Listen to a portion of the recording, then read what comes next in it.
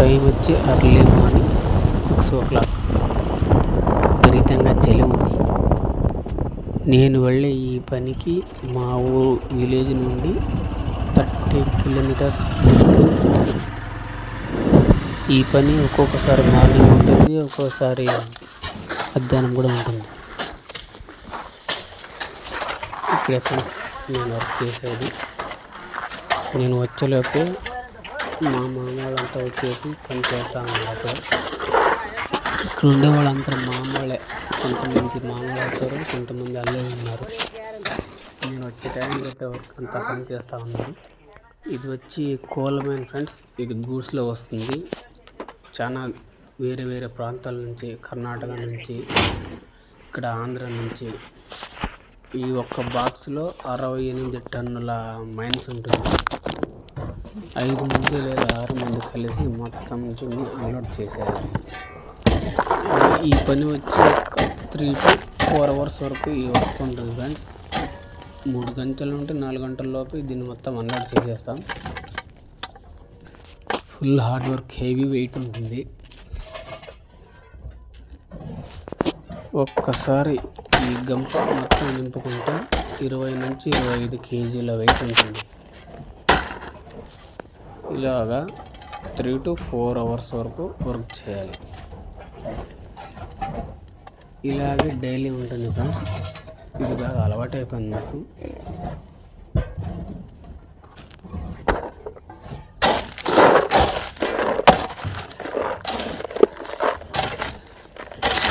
ఇప్పుడు వచ్చేస్తుంది నేనే. ఇప్పటికీ సగం బాక్స్ కంప్లీట్ అయిపోయింది. ఈ పనికి ఫ్రెండ్స్ నేను డైలీ వచ్చేది. ఫుల్ హెవీ వర్క్ ఉంటుంది.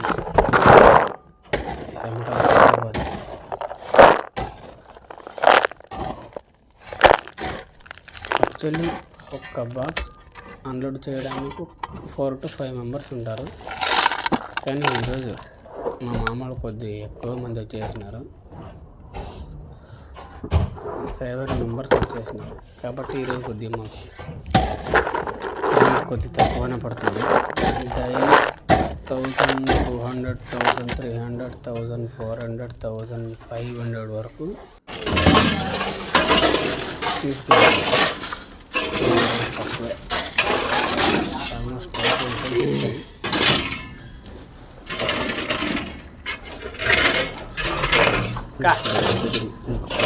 ಬರ್ತಲ್ಲ 10 minutes, ಎಲ್ಲರೂ 20 minutes.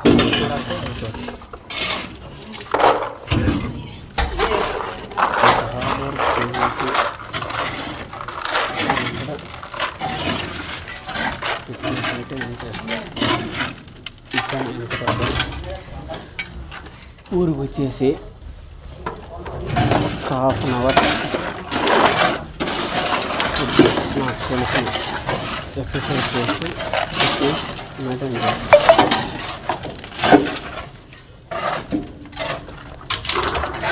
చూస్తున్నారు ఎంత హార్డ్ ఉంటుందో.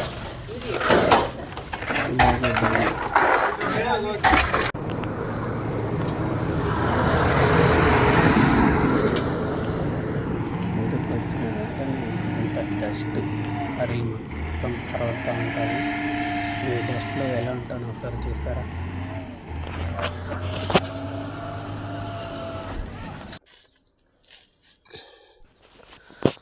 అక్కడ నుండి ఇంటికి వచ్చిన తర్వాత తోటలో ఏమైనా పని ఉంటే పని చూసేసుకొని ఈవినింగ్ 5:30 ఆ టయానికి నాకు తెలిసిన కొన్ని ఎక్సర్సైజ్ చేస్తాను. అక్కడ అంత హార్డ్ వర్క్ చేసి వస్తావు కదా, ఈ ఎక్సర్సైజులు అంత అవసరం అంటారా? అక్కడంత హార్డ్ వర్క్ చేసి వస్తావు కదా, ఈ ఎక్సర్సైజ్ అవసరమా అని మీరు అనుకోవచ్చు. పోయిన వీడియోలో చెప్పాను కదా ఫ్రెండ్స్, ఫిట్నెస్ అంటే నాకు పిచ్చని. అందుకోసమే నేను ఎంత హార్డ్ వర్క్ చేసినా సరే రోజు ఈవినింగ్ టైం ఒక ½ hour ఎక్సర్సైజ్ చేయకపోతే నాకు ఏదోలా ఉంటుంది.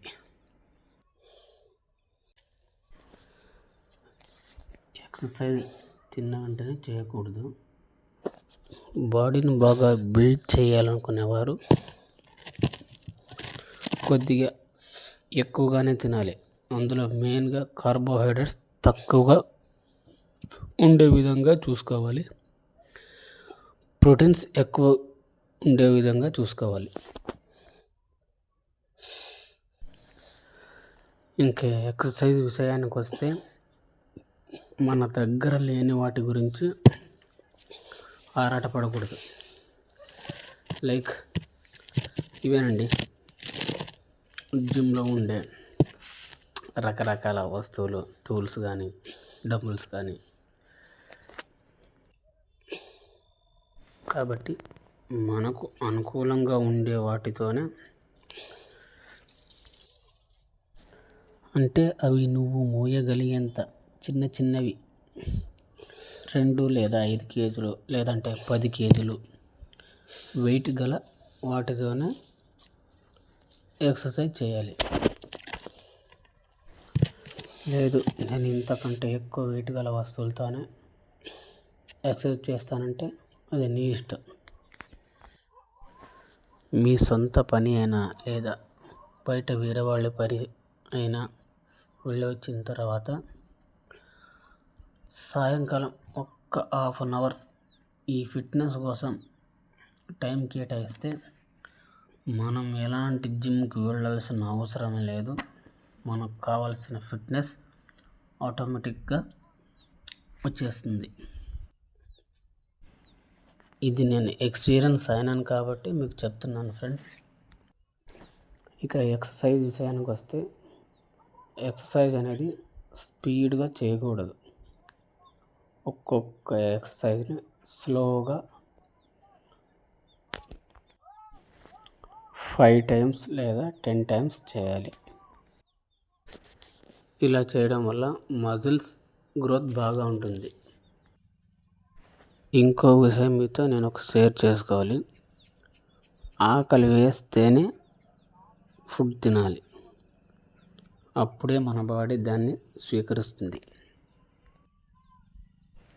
అనవసరంగా ఎక్కువగా అతిగా తింటే లేనిపోని రోగాలన్నీ వస్తాయి. దీనికి ఒక మంచి ఎగ్జాంపుల్ చెప్పమంటారా? ఎవరైనా అప్పు అడిగితే ఇవ్వాలి. వాళ్ళు అడగకపోయినా సరే నువ్వు ఇస్తే అది వాళ్ళని తప్పుదో పట్టిస్తుంది. అదేవిధంగా మన దగ్గర ఎంత ఫుడ్ ఉన్నా సరే ఆకలి వేస్తేనే తినాలి, లేదంటే మన బాడీకి కూడా తప్పుదో పడుతుంది. అదే షుగరు, బీపీ, ఒబిసిటీ ఇలాంటివన్నిటితో మన బాడీ బాగా స్నేహం చేస్తుంది. కాబట్టి ఆకలి వేస్తేనే ఫుడ్ తినాలి. బాడీని బాగా బిల్డ్ చేయాలనుకున్నా, ఫిట్నెస్గా ఉండాలనుకున్నా సరే మెయిన్గా డైట్ అనేది చాలా ఇంపార్టెంట్.